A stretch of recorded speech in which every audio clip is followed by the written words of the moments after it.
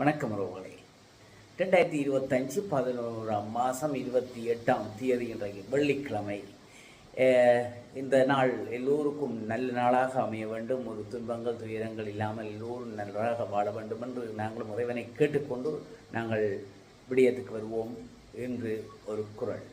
நாங்கள் இன்சொல் பற்றி பார்த்து கொண்டிருக்கிறோம், இனியவை குரல் பற்றி பார்த்து கொண்டிருக்கிறோம். அந்த வகையில் இன்றைக்கு எங்களுடைய குரலாக பணிவுடையன் இன்சொலனாதல் ஒருவர்க்கு அணியல்ல மற்ற பிற என்று சொல்லப்படுது. அதாவது ஒரு மனிதன் அடக்கமான பண்பும் இனிமையாக பேசும் இயல்பும் தவிர அவன் ஒரு மனிதன் சொன்னால் அவன் அடக்கமானவனாக இருக்க வேண்டும், பண்புடையவனாக இருக்க வேண்டும், இனிமையான சொற்களை பேசுவதனாக இருக்க வேண்டும், அப்படியான இயல்பு இருக்கணும். அதை தவிர ஒருவருக்கும் சிறந்த அணிகலன் வேறு இருக்க முடியாது. அதுதான் அவனுடைய அணிகலனாக இருக்க வேண்டும். அதுதான் அவனுக்கு அழகு, அவனுடைய வாழ்வுக்கு அதுதான் அழகு. மற்றது எதுவித அணிகலனும் வேண்டாம், இருக்க முடியாது என்று சொல்லி வள்ளுவர் மிக அழகாக சொல்கிறார். பணிவுடையன் இன்சொலன் ஆதல் ஒருவருக்கு அணியல்ல மற்ற பிறர் சொல்லிட்டார். ரைட், நாங்கள் செய்திகளுக்கு வருவோம்.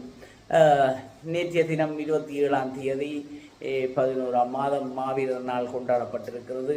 மிகவும் உணர்வுபூர்வமாக உணர்ச்சி பூர்வமாக தாயகத்திலே அனைத்து இடங்களிலும் எதுவித இடர்பாடுகள் இல்லாமல், எதுவித இடர்கள் இல்லாமல், துன்பங்கள் துயரங்கள் அச்சுறுத்தல்கள் இல்லாமல் தாயக மக்கள் கொட்டும் மழையிலும் அடிக்கும் காற்றிலும் எதையும் அவர்கள் மதியாமல், இந்த இயற்கையெல்லாம் அவங்களுக்கு பெருசு இல்லை, எங்களோட பிள்ளைகள் தான் எங்களுக்கு பெருசு என்று சொல்லி அது வருடாவிடம் அப்படித்தான் எங்கள் மக்கள் எவ்வளவு மழை பெய்தாலும் அந்த வெள்ளத்துக்குள்ளே நின்று அவர்கள் தங்களுடைய பிள்ளைகளுக்கு விளக்கு ஏற்றுவது, சுடர் ஏற்றுவது வழக்கம், அஞ்சலி செலுத்துவது வழக்கம். அதே போன்று நேற்றும் மிகவும் அமைதியான முறையில் எங்களுடைய தாயகம் அனைத்து இடங்களிலும் ஏறத்தாழ 27 மாவீரர் இல்லங்கள் மற்றும் ஒழுங்கு செய்யப்பட்ட இடங்களில் அந்த விளக்கேற்றல், சுடரேற்றல், அஞ்சலி செலுத்தல் நடைபெற்றிருக்கிறது. இந்த வகையிலே எங்களுடைய அரசாங்கம் எதுவித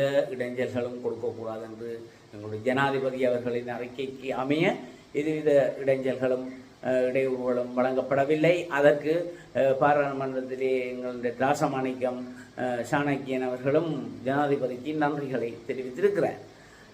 ஆகையினால் நேற்றைய தினம் மிகவும் அமைதியான ஒரு மாவீரர் நாளாக இருந்தது குறிப்பிடத்தக்கது. சரி, நேற்று நாங்கள் எங்களுடைய இலங்கை நாட்டிலே நடைபெற்று கொண்டிருக்கின்ற இந்த அனர்த்தங்கள் மிகவும் மோசமான நிலையை கொண்டு சென்று கொண்டிருக்கிறது. இப்போ நாடு முழுவதும் சிவப்பு எச்சரிக்கை விடுக்கப்பட்டிருக்கிறது.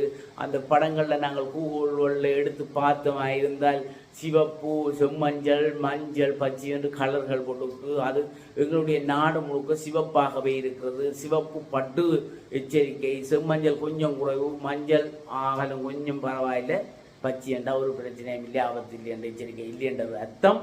ஆனால் எங்களுடைய நாட்டுக்கு முழுக்க சிவப்பாக இருக்கிறது. ஆகையினால் எங்களுடைய நாடு எச்சரிக்கையாக இருக்க வேண்டும்.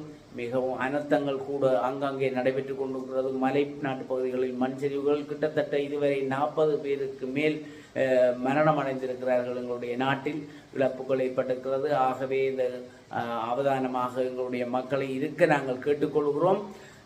மற்றது அந்த இப்போ எங்களுடைய இப்போ புயல் மையம் கொண்டிருக்கிற புயலுக்கு டித்வா புயல் என்று ஒரு பேர் வைத்திருக்கிறார்கள்.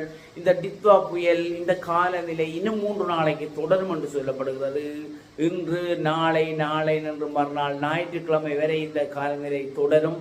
ஆகையினால் அனைத்து மக்களும் வீடுகளுக்கு, அதுதான் இன்றைக்கு அரசாங்கம் அவசர திணைக்களங்களுக்கு, மக்களுக்கான அவசர சேவைகளை வழங்குகிற திணைக்களங்கள் தவிர்ந்த மற்ற அவர்களுக்கு விடுமுறை, பொது விடுமுறை வழங்கப்பட்டிருக்கிறது. எல்லோரும் வீட்டில் இருங்கள், வீட்டுக்குள் இருங்கள் என்று சொல்லி அரசாங்கம் விடுமுறை விடுத்திருக்கிறது. ஆகையினால் அங்கங்கே சென்று உங்களுடைய விளையாடாமல், தண்ணீர்கள் நிற்கும் தண்ணீர் நிலைகளில் விளையாட்டுக்களை ஏற்படுத்தாமல் விளையாடாமல் வீடுகளிலே இருங்கள். வேகம் கொண்டு தண்ணீரில் இறங்கி பார்ப்போம் என்று இறங்காதீர்கள். தண்ணீர் பாஞ்சு கொண்டு இருக்கும், பாயக்க வேண்டாதுக்க போனீங்கன்னா காலை போட்டு இழுத்து விட்டுருந்தா கொண்டு போய் தள்ளி விட்டுரும். ஆகையினால குளங்கள் எல்லாம் அப்படித்தான் பயணம் போய் புதினம் பார்க்க போய் புதினத்தில் போய் உங்களுடைய உயிர்களை காவு கொள்ள வைத்திராதீர்கள். கவனமாக இருங்கள். கவனம் கவனம் கவனம் என்று தான் நாங்கள் சொல்ல வேண்டும். அனைத்து மாவட்டங்களிலும் அனர்த்தம். வவுனியாவிலிருந்து ஓமந்தை பாதையும் இதுவரை மூடப்பட்டிருப்பதாக தெரிவிக்கப்படுகிறது. கனரக வாகனங்களுக்கு மட்டும் இடம் கொடுக்கப்படுகிறது. மற்ற வாகனங்கள் அனைத்தும் மறைத்து திருப்பி விடப்படுவதாக தெரிவிக்கப்படுகிறது. யாழ்ப்பாணத்திலும் அனர்த்தங்கள் நடைபெற்றிருக்கிறது. மரங்கள் முறிந்து விழுந்திருக்கிறது. வெள்ளங்கள் வீடுக்குள் புகுந்திருக்கிறது. அரசாங்க அதிபர் கூட அந்த நிலைகளை அறிவித்துக் கொண்டிருக்கிறார். மற்றது முல்லைத்தீவு மாவட்டத்திலே குளங்கள் எல்லாம் நீர் நிரம்பி வழிகிறதாக தெரிவிக்கப்படுகிறது. தண்ணீர்ப்பு குளம், முத்தியன்கட்டு குளம், இவ்வாறான குருவிச்சங்குளம் போன்ற குளங்கள் எல்லாம் நீர்நிலைகள் நிரம்பி வளைவதாக பான்பாய் தான். இப்போ பான்பாய் எல்லாம் கதவுகளை திறந்து விட்டு இருக்கிறார்கள். முதியங்கட்டு குளம் எல்லாம் திறந்து விட்டு இருக்குது. வான் பாய்ந்து கொண்டிருக்கிறது. அதனால் அது நீர் வந்து கொண்டே இருப்பதால் அங்கே தாழ் பகுதியான நெடுக உட்டுசுட்டான் பிரதேச பிரிவிலே பண்டாரவன்னி பிரதேச கிராம சேவர் பிரிவு அவதானமாக இருக்க சொல்லி அறிக்கைப்பட்டிருக்கிறார்கள்.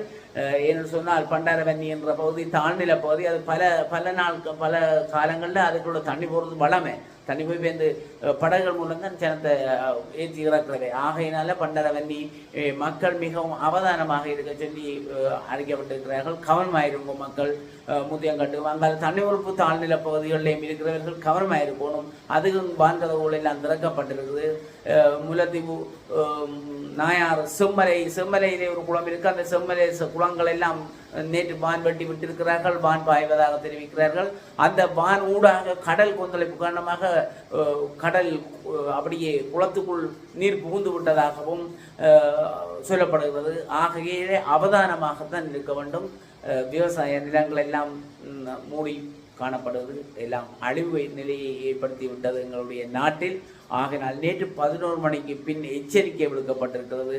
ஆகையினாலே எங்களுடைய மக்கள் கவனமாக இருக்க வேண்டும். இந்த நீர்நிலையில் இருந்து, இந்த எச்சரிக்கையிலிருந்து, எங்களுடைய நாட்டின் ஆபத்திலிருந்து காக்க இறைவனை நாங்கள் இயற்கையை வேண்டிக் கொள்கிறோம். இயற்கையுடன் விளையாடுவது சரியான விடயம் அல்ல. இயற்கை சீற்றம் கொண்டால் நாங்கள் இயற்கைக்கு ஈடு கொடுக்க முடியாது. ஆகையினால் இளைஞர்கள் இன்றைக்கு பெற்றார்கள் உங்கள் பிள்ளைகளை நீர்நிலைகள் வழிய பார்வையிடவோ அல்லது அங்கே முஸ்பாதைக்கு போவார்கள். பேருந்து அது வழுக்கும் விழுந்து அப்படி விழுந்து தண்ணி இழுத்துண்டா விடாது, கொண்டு ஓடும். வேகமாக ஓடும் தண்ணீர் வேகத்துக்கு நாங்கள் எங்களோட வீரம் எல்லாம் இன்றைக்கு செல்லாத. இயற்கையோட எங்களோட வீரங்களை காட்ட முடியாது. வாகனங்கள் வீதி வழியே தண்ணி மூடி பாயும் போது வாகனங்களை ரோட்டால போடுறது, அப்படியே போடுறது. நான் போடுவேன் 2 வீரத்தோட போடுறது. தண்ணி எந்த நேரம் எப்ப வரும், எந்த வேகத்தில் வரும் என்று தெரியாது. ஆகையினால திடீரென்று நீர்நிலைகள் நிரம்பி தச்சே நீங்கள் அந்த ரோட்டால மெதுவாக முழங்கால் மட்டும் தண்ணி நான் போட்டு போய்கொண்டிருப்பீர்கள். திடீரெனங்க குளம் உடைச்சு அப்படி வந்துன்னு சொன்னாங்க 10 நிமிஷத்துக்குள்ள தண்ணி வந்தா நீங்கள் அரைவாசி பாதையில போக தண்ணி வந்தா ஒன்றுமே செய்யலாது. அப்படியே கொண்டு உருண்டி பிரட்டி கொண்டே தண்ணியை விட்டு அப்படியே போக வேண்டிய எல்லாரும் கோவிந்தாதான். ஆகையினால கவனமாயிருங்கோ, வீரம் காட்டாதீங்கோ, கொஞ்சம் பொறுமையை சாதியுங்கோ. பொறுமையாக இருந்து அங்கால போகலாமோ போக முடியாத ஒன்றுலாம் நிலைமைகளை சரியா யோசிச்சு போங்கோ. இதில் 4 பேர் நிற்கிறேன், நானும் 5ஆவதா போக முடியலாம் போகாதீங்க. தயவு செய்து வீரங்களை காட்டி விவேகமாக காட்டாதீங்க, விவேகமாக நடந்து கொள்ளுங்கோ. விவேகமாக நடப்பதுதான் இப்போ புத்திசாலித்தனம். ஆகையினால ஒவ்வொரு மக்களும், ஒவ்வொரு பெற்றார்களும் உங்கள் பிள்ளைகளையும் கவனமாக வைத்துக் கொள்ளுங்கள். இன்றைக்கு குளிப்பதற்கு அங்கே இங்கென்று குளம்பலியெல்லாம் விடாதீங்கோ. தயவு செய்து எல்லோரும் கவனமாக இருங்கள். நாடு சிவப்பு எச்சரிக்கையிலிருந்து மீள வேண்டும் என்று நாங்கள் முறையினை வேண்டிக் கொண்டு இன்றைய இந்த செய்திகளில் விடைபெறுகிறேன். விடைபெற்றுக் கொள்வதில் உங்கள் முருகன். நன்றி.